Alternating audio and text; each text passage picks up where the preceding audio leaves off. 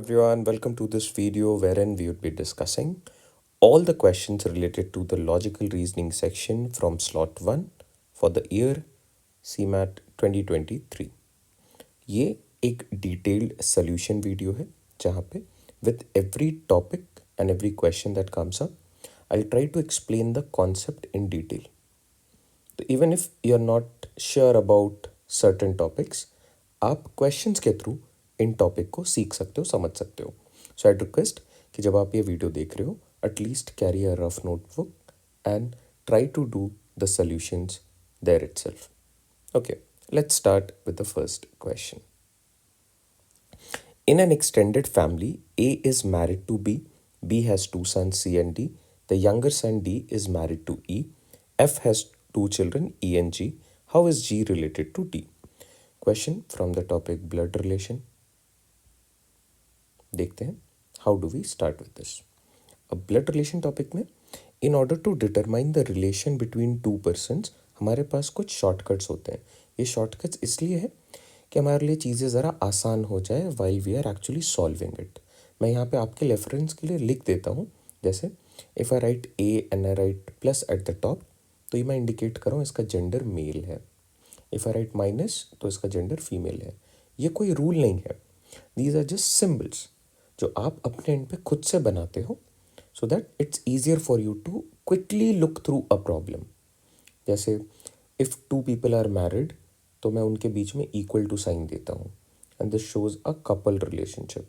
Also blood relation में एक important line है कि if two people are a couple, a married couple A and B, तो one of them is a male, the other one has to be a female. शादियाँ हमेशा opposite genders में होती हैं. Although this is not the reality of the world that we live in, लेकिन ये rule आपको ध्यान में रखना होता है. तो there are 3 rules in blood relation. आपको इन चीज़ों का ध्यान होना चाहिए. पहला, marriages are between people of opposite genders. There are only 2 genders male and female and do not assume the gender of a person based on names. नाम सुन के कैसा लग रहा है उसके बेसिस पे do not assume the gender. Okay, same generation वाले लोग को मैं सिंपल स्ट्रेट लाइन से डिनोट कर रहा हूँ. सेम जनरेशन पे कौन हो सकते हैं? आपके सिबलिंग्स, आपके कजन्स. लॉन्गर लाइन से या वर्टिकल लाइन से मैं डिनोट कर रहा हूँ generation gap. Okay, let's start. A is married to B. Okay, A and B are married, equal to sign. अच्छा, कौन मेल है कौन फीमेल है अभी गिवन नहीं है, तो I leave it to this. B has two sons C and D. B has two sons C and D. ये दोनों बेटे, तो these two are siblings, तो इनके बीच में ये straight line. These two are sons, तो plus sign.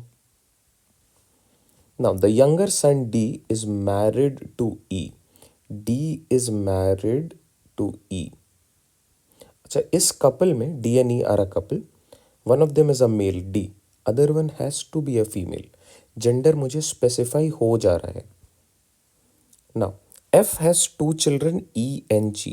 F has 2 children E. F, E के कौन है? फादर हो सकते हैं, मदर हो सकते हैं. F has 2 children E and G. G के लिए जेंडर क्या है? I don't know. Could be male और फीमेल. क्यों? Because there are only 2 genders. Rule है ये ब्लड रिलेशन का.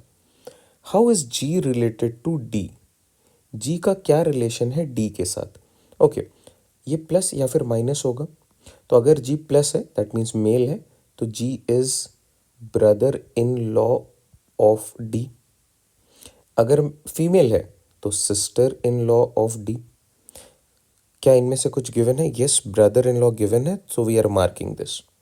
लेकिन अगर मैं इस क्वेश्चन को इवेलुएट करूं तो इसका करेक्ट आंसर आना चाहिए था can not be determined. Reason क्या है कि it could be either brother in law और sister in law. Gender specify नहीं हो रहा है.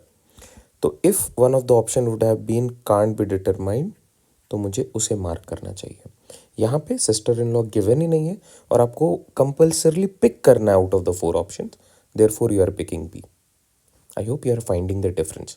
ब्लड रिलेशन आइडियली एक ईजियर टॉपिक है once you understand few things, लेकिन ये बहुत ट्रिकी है.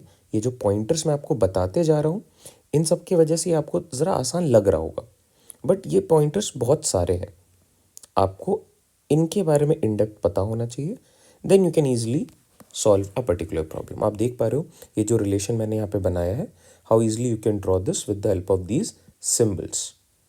Okay, moving ahead. Question on analogy. Analogy में क्या होता है, ए इज टू बी के बीच का जो रिलेशन है वैसा ही same relation C is to D का होना चाहिए। Analogy simply means similarity. तो क्या सिमिलैरिटी है, अब यहाँ पे देखते हैं ये जो वेरिएबल्स हैं वो क्या है। Foot is to skateboard in the same manner और is to what.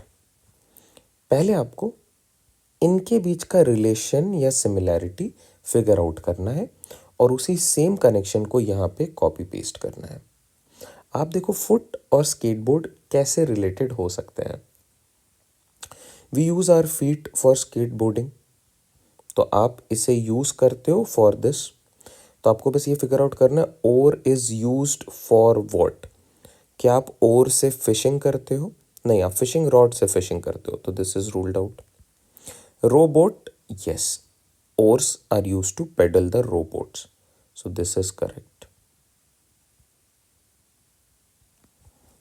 Option B is the correct fit. Sailing, you sail through your body, legs, hands. Pedal boat, pedals use होते हैं यहाँ पे, so these two are again false. I hope you are finding the difference.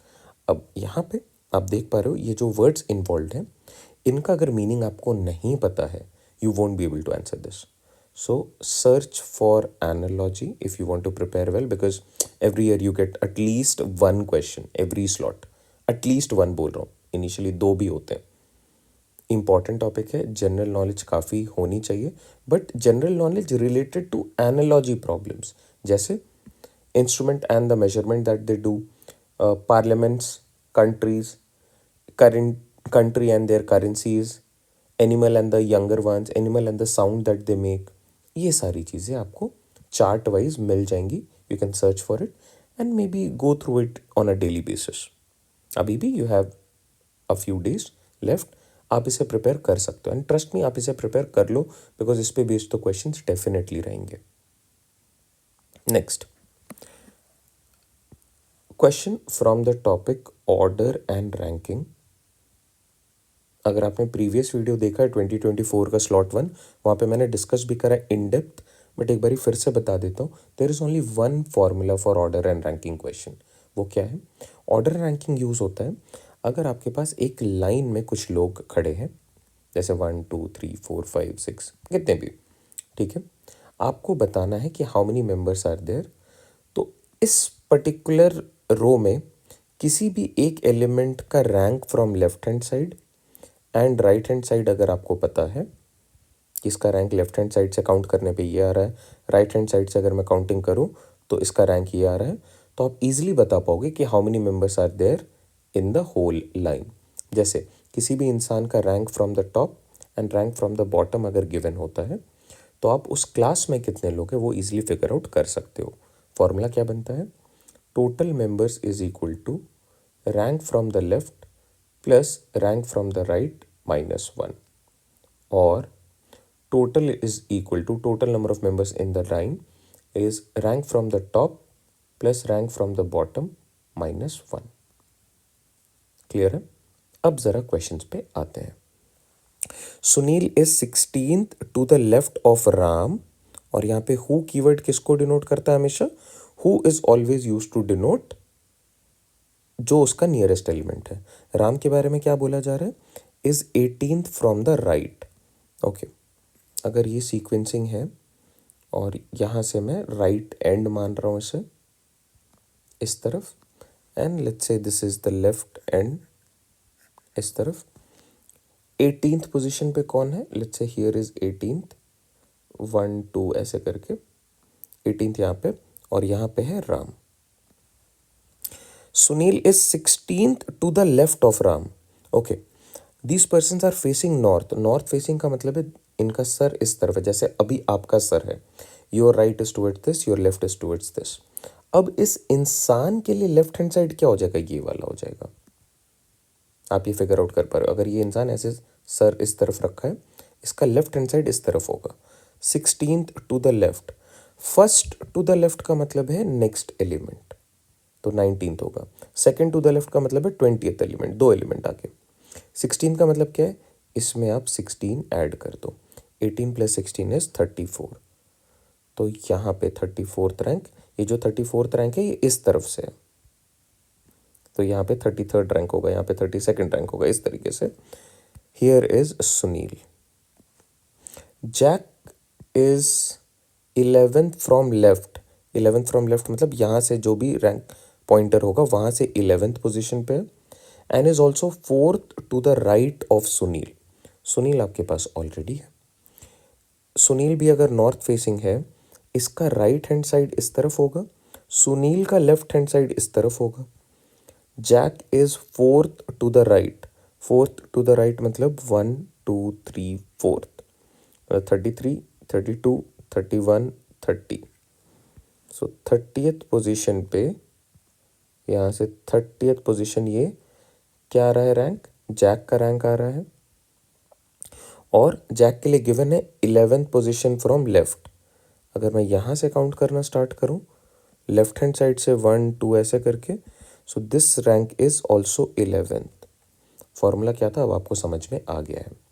एक इंसान Jack के लिए मेरे पास बोथ द हैंड से कनेक्शन बन चुका है। The rank of Jack from left hand side is 11, from right hand side is 30। अब मुझे पता है how many members are there sitting in that row. Formula use करूंगा, so total number of members is using the rank of Jack, left hand side is 11, right hand side is 30 minus 1, ये बन गया 40। So in total there are 40 members in the row. बहुत ही एक प्यारा question ऐसा 2024 के स्लॉट 1 में भी है, वहाँ पे भी इन डेप्थ बताया है। एक बार आप उस वीडियो को भी देख लेना, एंड अल्टीमेटली आप सारे वीडियोज़ ही देख सकते हो, बट अभी जो क्लिक कर रहा था मुझे मैंने बताया, आप देख लो, ये इम्पॉर्टेंट है। एवरी ईयर ये कहीं ना कहीं रिपीट हो रहा है, तो please learn this concept, and it's on the easier and. सिर्फ एक फॉर्मूला है और कुछ चीज़ें लेफ्ट एंड राइट के आपको बस केयरफुल होना होता है। चलो moving forward, find the odd one out among the following, chapter, contents, exercise, book. Okay, क्या मैं ऐसे बोलूँ, book is a larger sector, ये बुक है। अगर मैं चैप्टर्स की बात करूँ तो ये बुक के अंदर ही होगा चैप्टर्स, चैप्टर 1 चैप्टर 2। चैप्टर के इनसाइड पे होगा एक्सरसाइजेस, और ये exercises, chapters, this will all be part of the contents of the book. क्या मैं ऐसे बोलूँ कि contents, chapter, exercise, these are all parts of the book. तो ये सारे ही पार्ट्स हैं, इन ये तीनों तो कॉमन हो गए कि these are all parts. Book यहाँ पे ऑड वन आउट हो जा रहा है, these 3 are parts of the book and book therefore is the odd one out. Moving and, coding decoding का क्वेश्चन है, और जनरली आपको कोडिंग डिकोडिंग के लिए अल्फ़ाबेटिकल कोड्स याद करना इम्पॉर्टेंट है। अगर याद नहीं हो रहा है तो माई एडवाइस इज कि आप इन्हें लिख के रख लो before the examination, because you would be getting a rough sheet 1 2 3 4 and similarly this is 25 and 26। हर बार any question on coding decoding which involves letters and numbers, it is usually a question on the alphabetical codes। देखते हैं, rascal, RASCAL, rascal is written as -22। Okay, अब आप इनके codes लिखो, actual codes. तो R is at 18, A is at 1, S 19, C3, A1, L 12। अब ये मुझे ध्यान में, तो मैंने जल्दी लिख लिया। आप अगर इसको लिख के रखते हो इन अ पेज, तो आप you can always correlate and quickly write this down. Now since we have a negative sign here, तो मुझे ये तो समझ में आ रहा है यहाँ पे माइनस तो हो रहा होगा और एडिशन भी हो रहा होगा, because if you add all of them तो माइनस साइन कहाँ से आएगा, तो माइनस साइन ज़रूर आ रहा होगा। अब मैं ऑल्टरनेटिवली एलिमेंट्स को ऐड और सब्ट्रैक्ट करता हूँ। चलो मैं ऑल्टरनेट पहले ऐड कर लेता हूँ। अगर आप इनका सम देखो तो दिस सम इज 19 और 18 एंड 119, सो दिस इज 38। ठीक है, अब मैं इनका सम देख रहा हूँ, 1 3 4 और 12 16, सो ये सम नंबर 2 इज 16। क्या इन दोनों का डिफरेंस 22 आ रहा है? इन दोनों का डिफरेंस 22 है, बट नेगेटिव साइन चाहिए। नेगेटिव साइन चाहिए तो आपको जो ग्रेटर वैल्यू है उसे नेगेटिव रखना होगा। तो ये माइनस तब आएगा when we are actually writing minus here. Minus करो पहले वाले को और दूसरे वाले को ऐड कर दो, तो यहाँ पे you would be getting a minus sign. I hope logic clear है। अब इसी सेम लॉजिक को अपने लोग दूसरे क्वेश्चन में लगाएंगे, which is asked simple SIMPLE codes. S के लिए 19, I is 9, M is 13, P is 16, L 12, E 5। All right, क्या करा पहले आपने, इनको पहले आप ऐड कर लो, सब्ट्रैक्ट ही करना है बट पहले ऐड कर लो।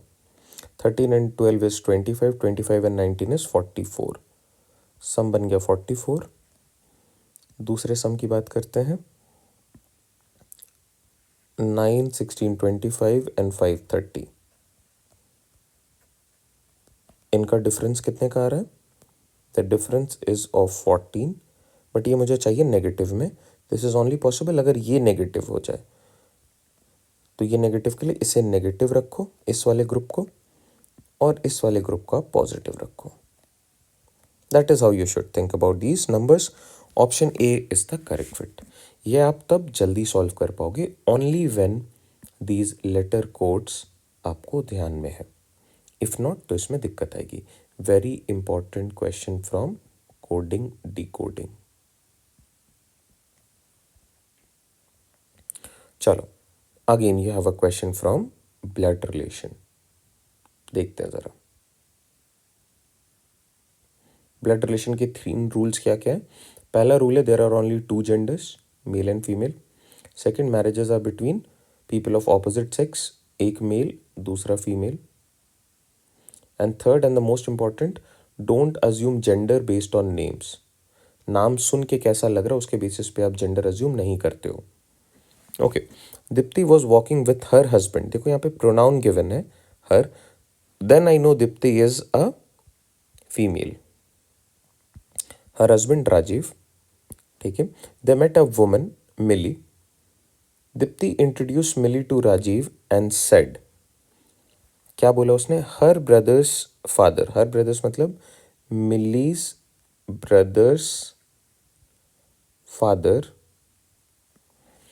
Is the only son of my grandfather. My यहाँ पे रेफर हो रहा है दीप्ति के लिए। दीप्ति ऐसा कह रही है कि दीप्ति के जो ग्रैंडफादर हैं उनके only son is the father of her brother, मतलब मिली के ये फादर हैं। तो अल्टीमेटली ये दीप्ति के भी फादर हैं। Deepti is a female here. ये फॉलो किया ना, एक बार और देखते हैं। हर मतलब मिलीज ब्रदर्स फादर, मिली के जो ब्रदर है उनके father is the only sun. Only son का मतलब है नाउ अंकल नहीं हो सकते। ओनली सन का मतलब there is only one son of my grandfather. Deepti के ग्रैंडफादर के only son, that means Deepti, Mili and they have one brother. These 3 are siblings. How is Dipti related to Millie? These 2 are sisters. Option C is our correct fit. I hope आप इसे follow कर पा रहे हो। If you want to study more regarding blood relation, तो आप logical reasoning playlist पे जाके हमारे चैनल पे इसको देख सकते हो। The topic blood relation in depth. Next, counting figures का प्रॉब्लम है। You need to count the number of triangles here. The topic is analytical reasoning. चलो, let's count the number of triangles.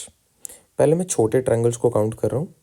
So clearly आपको दिख रहा है 1 2 3 4 5 6 7 8। तो 8 triangles हो चुके हैं, ये सारे छोटे वाले हैं। Now let's focus on the larger triangles. इस तरीके से वी गेट 1, देन इसका ऑपोजिट इज 2, फिर इस तरीके से वी गेट 1 मोर एंड इसका ऑपोजिट ये वाला. So +4, 8 + 4 is 12 triangles. क्या इसके अलावा और कुछ दिख रहा है आपको? Just go through it once, pause करो वीडियो को, चेक करो क्या लग रहा है आपको और कुछ हो सकता है. I don't think so. So 12 is our correct fit. Option B is our correct fit. Okay, another question from blood relation. देखो काफी important topic. A is the son of B whose mother is C. A is the son of B और B के बारे में बोला जा रहा है whose mother is C. Okay, B के लिए जेंडर क्या है? I don't know. मेल और फीमेल कुछ भी हो सकता है. D is the husband of E the grand daughter of C. E कौन है? ग्रैंड डॉटर है सी के लिए. ग्रैंड डॉटर ऑफ सी मतलब थर्ड जनरेशन. क्या सी ई आप यहां पे रख सकते हो? नो. ग्रैंड डॉटर का मतलब इस जनरेशन में आएगा. तो you have to place E as the grand daughter. तो ई यहां पे आ गया, granddaughter. D is the husband, so D plus equal to couple relationship. F is the wife of A. F is the wife of A. Okay. How is F's father-in-law? F के लिए father-in-law कौन होंगे? F के लिए just next generation पे B दिख रहा है और अगर ये कपल में एक और कोई होंगे यहाँ पे, so B could be the father-in-law और या फिर इनके spouse. तो यहाँ वाले पार्ट पे बात हो रही है. How is F's father-in-law मतलब ये वाले part related to D's daughter. Let's say D have a daughter. ये इसके डॉटर से कैसे रिलेटेड है? आप अगर देख रहे हो तो E is the daughter of this person and then they have a daughter. So this person is the grandfather. क्यों? क्योंकि फादर इन लॉ के लिए पूछा गया. So he is the grandfather for D's daughter. I hope this helps. चलो moving ahead. Question from the topic direction sense. Direction में you have to be careful. These are the four major directions: north, south, east and west. इनके बीच में आपस में 90 degrees होता है. So any left turn और right turn is 90 degree movement. और अगर इनको आप फर्दर बाइसेक्ट करो so you get north east, south west, south east and north west. Now a girl leaves her home and walks 30 meters towards north. Let's say this is her home, 30 meters towards north. She turns clockwise by 45 degree. Clockwise का मतलब क्या है पहले ये समझते हैं. Clockwise का मतलब है टर्निंग. आपका क्लॉक इस तरफ करते हैं, the hands of the clock इस तरीके से मूव करते हैं. क्या आपने देखा है हैंड्स ऑफ द क्लॉक को इस तरीके से मूव करते हुए? नो. She turns 45 degrees. ठीक है, तो अगर यहाँ पे है ये, this is straight. If I से टर्निंग 90 डिग्रीज तो इस तरीके से हो जाएगा. लेकिन 45 है तो ये वाला टर्न हो रहा है 45 डिग्री एंड वॉक्स 30 meters. कुछ ऐसा. Now she turns anti clockwise by 45 and walks 30 again. Okay, anti clockwise का मतलब लेफ्ट हैंड साइड मूवमेंट होगा, इस तरफ मूवमेंट होगा. अगर मैं इस लाइन को ड्रॉ करूँ, दिस इज स्ट्रेट, दिस यहाँ पे इस तरीके से 90 होगा और 45 का मतलब ये हो जाएगा. तो ये 30 डिग्री बन रहा है यहाँ पे, या 45 डिग्री बन के 30 meters.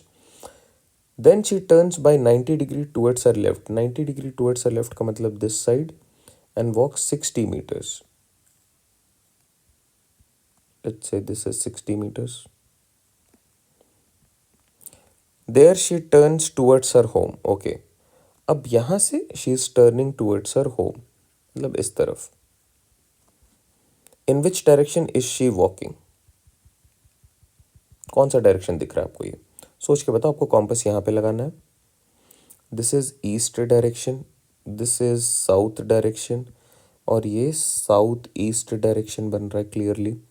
South and east, option B is our correct fit. I hope this helps. The following question consists of a statement followed by two arguments 1 and 2. Choose the best option. ठीक है, arguments क्या होता है कि आपको देखना होता है स्टेटमेंट क्या है और उसके बेसिस पे कौन सा उस स्टेटमेंट को जस्टिफाई कर रहा है। आर्ग्यूमेंट, जो आप आर्ग्यूमेंट कर रहे हो, क्या उस चीज़ को जस्टिफाई कर पा रहा है या नहीं कर पा रहा है। अगर जस्टिफाई कर रहा है, it's a strong argument.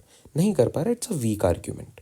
Okay, should the cotton industry be shifted to urban cities from village? ठीक है, ऐसा होना चाहिए क्या? आर्ग्यूमेंट क्या है? No, the rural population will die of hunger. देखिए, बहुत एक्सट्रीम स्टेटमेंट है कि अगर आपने कॉटन इंडस्ट्री को शिफ्ट कर दिया अर्बन सिटीज़ में, तो बोला जा रहा है कि rural population will die of hunger.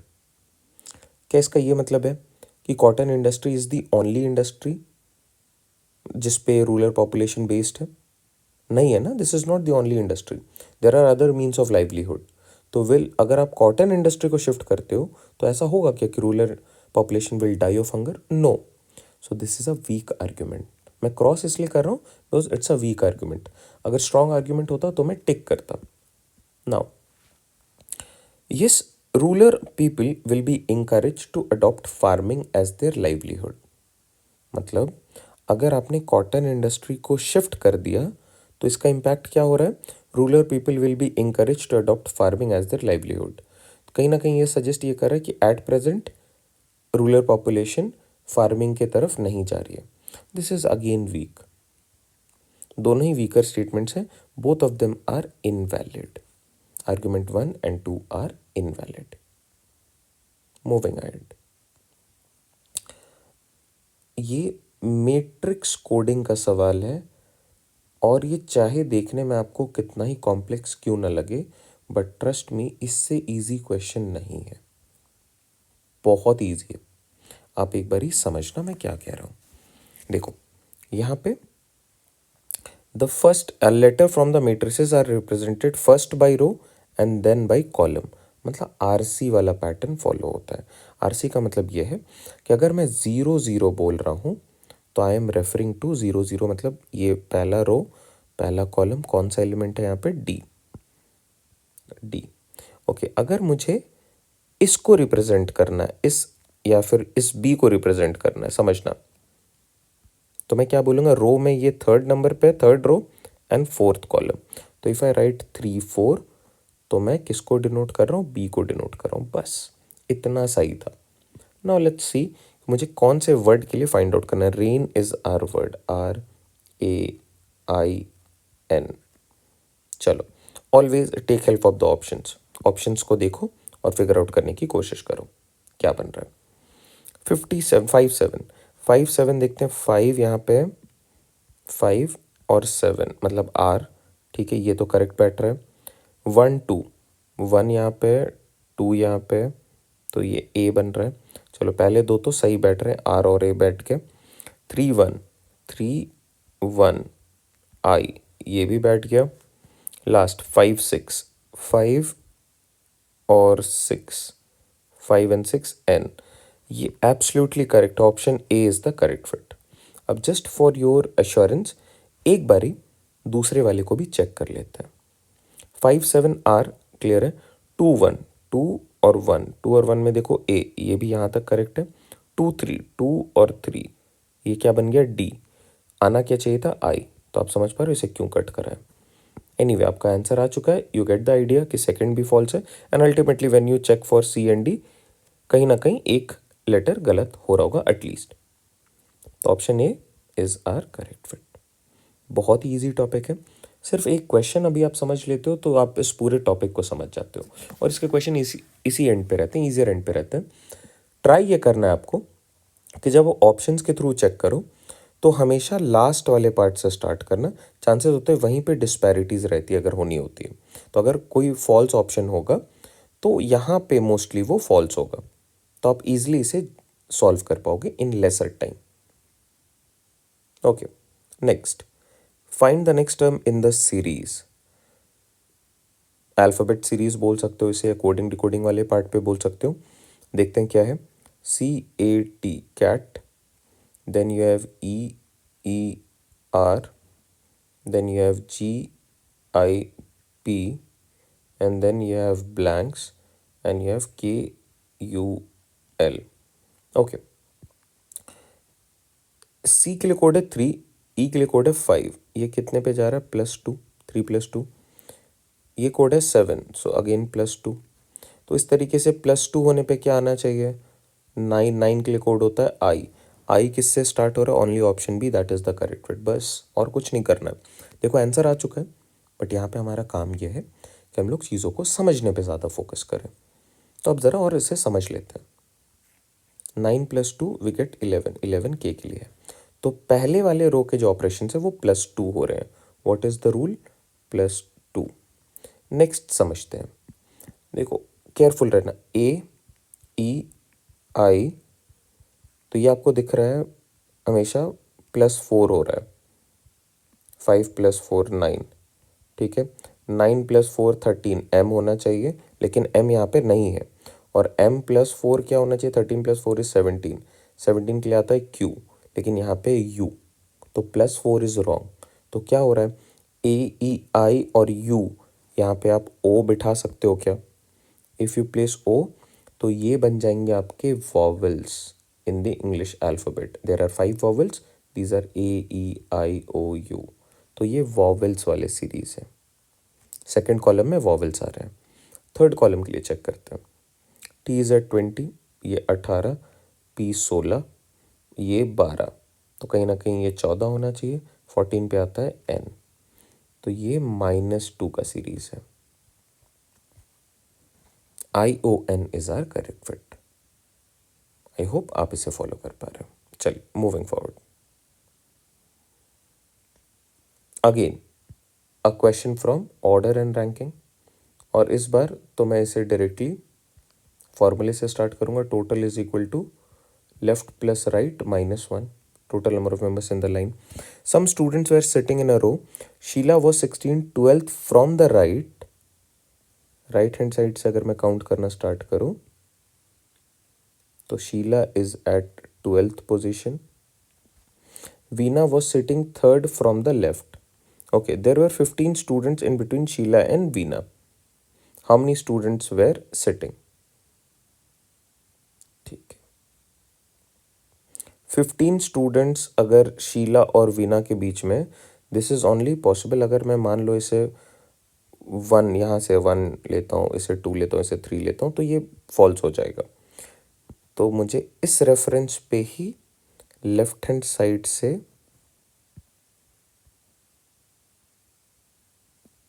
Veena को रखना पड़ेगा। सो लेफ्ट हैंड साइड से अगर मैं रैंकिंग स्टार्ट करूं 1 2 ऐसे करके, तो somewhere around here would be Veena. और वीना के लिए रैंक क्या है? वीना के लिए रैंक है 3। Veena is at third rank. How many students are in between these two members? 15, 15 लोग इनके बीच में हैं। Alright, how many students were sitting in that row? Calculate कर लो आप। अगर इसकी कैलकुलेशन आप ध्यान दो तो calculation is simply 3 members 1 2 3, then 15 members and then 12 members, so 30 members in total. ये ज़रा ईजियर एंड पे ही था, फॉर्मूला का नीड भी नहीं है इसमें। टोटल बस आपको काउंट करना कितने लोग हैं। यहाँ पे 3 लोग, यहाँ पे 15 लोग, और यहाँ पे 12। Okay, assertion reason, again critical reasoning का काफ़ी इंपॉर्टेंट टॉपिक है। क्रिटिकल रीजनिंग में बहुत सारे टॉपिक्स हैं, जैसे स्टेटमेंट, आर्ग्यूमेंट अभी आपने देखा, statement conclusion, assertion reason, statement inferences, all these are part of critical reasoning. Assertion reason के कुछ रूल्स हैं, उन पे ज़रा पहले बात करते हैं। अप्रोच क्या होता है असर्शन रीजन पे? स्टेप नंबर 1, फर्स्ट आप दोनों स्टेटमेंट्स के वैलिडिटी को चेक करते हो, whether this assertion is true और false, whether this reasoning is true और फॉल्स। मतलब आप इनको इंडिविजुअली स्टेटमेंट्स की तरह देखते हो और इनकी validity in real life check करते हो, क्या ये वैलिड स्टेटमेंट्स हैं या फिर नहीं है। ये स्टेप नंबर 1 है इसका, स्टेप 1। स्टेप 2 क्या है? आप लिखते हो असर्शन, फिर लिखते हो बिकॉज और फिर लिखते हो रीज़न। अगर ये फिट बैठ गया कि reason is the correct reasoning और एक्सप्लेनेशन रिगार्डिंग द असर्शन, तो आप अकॉर्डिंगली मार्क करते हो। अब ज़रा देखते हैं स्टेटमेंट्स और रीज़न क्या है। Celebrity endorsements add to the brand value and sale of the product. Absolutely true. Most celebrities are rich enough to afford the best technology and products in any given criteria. Yes, these are celebrities. Most of them are rich enough to afford the best technology and products. This is also true. ठीक है, अब आपको क्या करना है, ये तो step 1 हो गया। अब आप देख रहे हो correct, R is incorrect, A is incorrect, ये दोनों रूल्ड आउट। अब आपको यहाँ पे बिकॉज लगाना है और इसको पूरी तरीके से पढ़ना है। Celebrity endorsement add to the brand value and sale of product because most celebrities are rich enough to afford the best technology and products in any given criteria.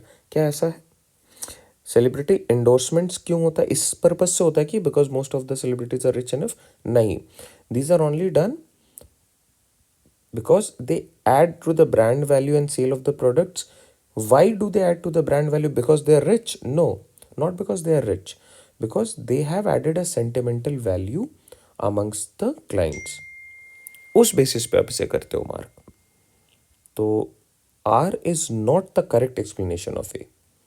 Option A is our correct fit. Both statements are correct, लेकिन ये जो reason है ना, ये इसका correct explanation नहीं है। All right. Why do you endorse celebrities? Why do you ask celebrity endorsement? Add to the brand value simply because they can connect with their audience. और वो कनेक्ट इसलिए नहीं आता because they are rich enough. Alright, you have to interchange these signs and the numbers 3 and 6 और फिर check करना है कौन सा इक्वेशन सही बैठ रहा है। एक एक करके सारे इक्वेशंस को चेक करते हैं। 6 है तो यहाँ पे आप 3 लिखोगे, माइनस है तो इंटू, देन 3 है तो यू राइट 6, फिर क्या है, इंटू है तो -2 और यहाँ पे क्या बन रहा है 9। चेक करो, 6 3 is 18, 18 minus 2 is 16, not true. B 6, so 3 minus 6 into 4 और ये आना चाहिए 15, तो 6 4s are 24, 3 माइनस तो ये माइनस का आ जाएगा। दिस इज अगेन फॉल्स, नहीं बैठ रहा है। सी के लिए चेक करते हैं, 3 इंटू 6 है, so this become 6 minus 3, minus है तो इंटू 4, ये बन गया, दिस शुड बी 33, लेकिन ये क्या बन रहा है 12, 6 माइनस 12, ये भी नहीं बन रहा है, तो D should be the correct fit. Check कर लो आप, 3 माइनस 6 है तो 6 इंटू 3, माइनस इंटू 8 है तो -8, 18 minus 8, this is 10, absolutely correct. Option D is our correct fit. I hope आप इसे फॉलो कर पा रहे हैं। Moving ahead, statement argument, should smoking be prohibited, ये आपने स्टेटमेंट बोला। आर्ग्यूमेंट क्या है देखते हैं।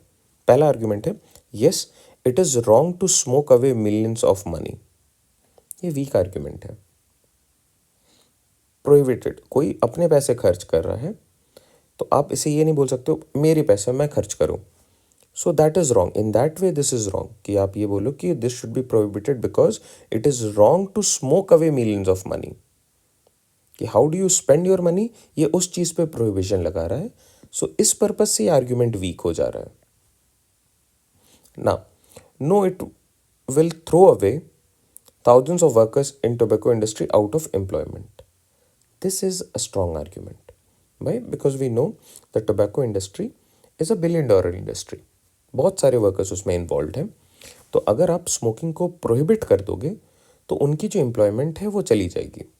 सो it will definitely throw thousands of workers in the tobacco industry out of employment. This is a strong argument. So only Argument 2 is strong.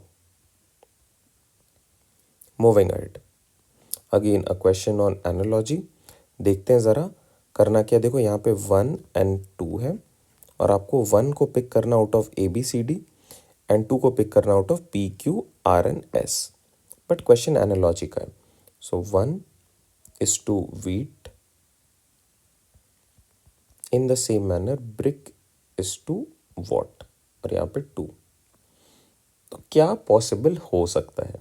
पहले आप ये समझने की कोशिश करो. जस्ट गो थ्रू कि यहाँ पे क्या गिवन है. सीरियल है, फील्ड है, ब्रेड है, फार्मर है. ये वीट के लिए था. ब्रिक के लिए क्या क्या है. बिल्डिंग, मैरन, क्ले, क्लिन. ओके. जो फैक्ट्री है जहाँ पे ब्रिक्स बनते हैं, these are known as kiln. और किस मटेरियल से बनता है ब्रिक. क्ले. वीट किस चीज से बनता है. Bread is made out of wheat because ये सेकेंड पोजिशन पे है. तो wheat is used to make bread, clay is used to make brick. तो लॉजिक कुछ ऐसा है. Raw material and their end products का. Wheat is used to make bread. In the same manner second वाला would be used to make brick. किस चीज से brick बनाते हो आप. क्ले. ओके. सो मुझे पहले वाले में ब्रेड पिक करना है, सेकंड वाले में क्ले पिक करना है. So this is C and R. C और R है क्या. Yes. Option C is our correct fit. CR. चलो moving ahead. All sweet things are UIDs. Some UIDs are colourful things. Then it implies. Syllogism का question है. एक बार ही देखते हैं with the help of diagram क्या बन रहा है. All sweet things are UID. So sweet things are UIDs. Some UIDs are colored things. Some UID are colored things.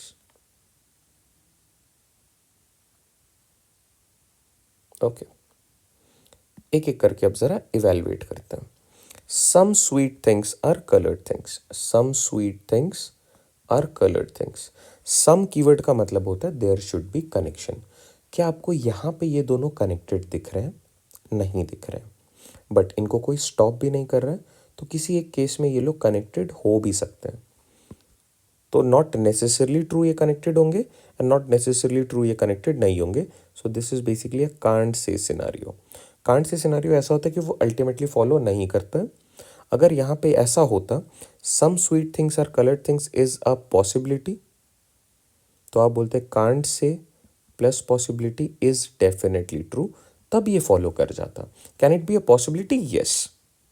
Now some sweet things are UID. Some sweet things are UID. क्या sweet things और UID connected है. Yes. आपको ये दोनों connected दिख रहे हैं ना. सम का मतलब ये कनेक्शन. तो this is definitely true. All UIDs are sweet things. क्या आपको सारे UIDs स्वीट थिंग्स दिख रहे हैं. No. This part of it. But ऐसा हो सकता है ना. यस. ये एक्सटेंड होके इसके बराबर हो सकता है. It can not go beyond but it can be equal to UIDs. So it can be a possible scenario, लेकिन अभी नहीं है. Again a can't say scenario.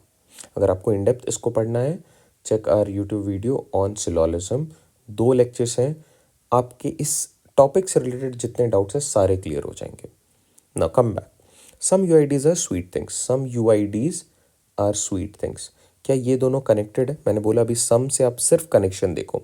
क्या UIDs and sweet thing connected है. Yes. So this is definitely true. B and D are the correct fit. B and D. B and D. Okay. Don't know why this is not in the option, but I am definitely sure इसका answer B and D होना चाहिए. We'll see to it कि क्या है. B and D option में नहीं है, but इसका आंसर B and D होना चाहिए. चलो आगे बढ़ते हैं.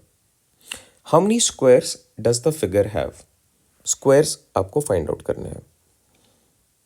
अगर आप अल्टीमेटली काउंट करो सो स्मॉलर स्क्वायर्स 1 2 3 4 5 6, छोटे वाले, है ना। 6 तो हो गया मेरे पास। नाउ लार्जर वाले पे अगर मैं इसे फर्स्ट मानूं और इसे सेकंड, तो +2। लार्जर वाले में ये भी एक स्क्वायर है, सो +1। ओके 9 हो गया, क्या 10 बन सकता है? Let's see. No it seems. चलो कुछ और नहीं बन रहा। Okay 9, option B is our correct fit. Analytical reasoning का क्वेश्चन है। Moving at with the last question. Find the missing number in the given alternative. IMC is the current topic. Inserting the missing character here. Okay. आपको देखना है sets में, इनको sets में देखो और कुछ यहाँ पे ऑपरेशन लगाओ and get the middle number. कुछ ऑपरेशन लगाओ इन दोनों के बीच में and get to the middle number. Try to use any operation here and get to this number. Okay, easier and पे अगर मैं इसे इन दोनों को मल्टीप्लाई कर दूं तो दिस इज 12, क्योंकि ये छोटे नंबर से तो इससे स्टार्ट करना ईजी रहेगा। 12, बट यहाँ पे 75 है, 12 का मल्टीपल नहीं है 75, so this can not be true. Okay, generally इसमें परफेक्ट स्क्वायर्स बहुत बार होते हैं। परफेक्ट स्क्वायर का मतलब है स्क्वायर करो बेसिकली। सो अगर मैं 3 का स्क्वायर करूँ, 4 का स्क्वायर करूँ, क्या बन जाएगा ये? 9 और 16, 9 16 सम ले लो 25। ओके, अगर ये ऑपरेशन होके 25 बन रहा है और यहाँ पे 75 है, into 3 times can be a possible scenario कि इंटू 3 करा सम को, you get the inner number. चलो let's use this logic here also. 11 8, 11 square 121, 8 square 64, add करा, दिस इज 185, 185 इंटू 3 करा, 85 इंटू 3 इज 255 और 300 555, एब्सोल्युटली फिट हो रहा है। चलो लेट्स स्टार्ट विद दिस। 7 और 9 वाले के लिए 7 का स्क्वायर क्या हो जाएगा? 49, 9 का स्क्वायर 81, 1 यहाँ पे ऐड करोगे 50, 8 और 5 13, 130, 130 इंटू 3 इज 390। डन। तो दिस इज आवर लॉजिक। अब बस मुझे लास्ट वाले के लिए इसे सॉल्व करना है। दैट इज 5 स्क्वायर 25, 13 स्क्वायर 169, 169 और 25 आपने ऐड करा, सो दिस इज 194। 194 इंटू 3 करना है, that is important. 194 into 3 582। Option C is our correct fit. I hope आप इसे फॉलो कर पा रहे हो and you have kept the rough notebook and you have done these calculations on your own, और आप इसे एक लर्निंग सेशन की तरह ज़्यादा ले रहे हो and lesser in terms of practice session. All right, keep me posted for any doubts. Chalo, see you all in the next video. Take care. Happy learning, everyone.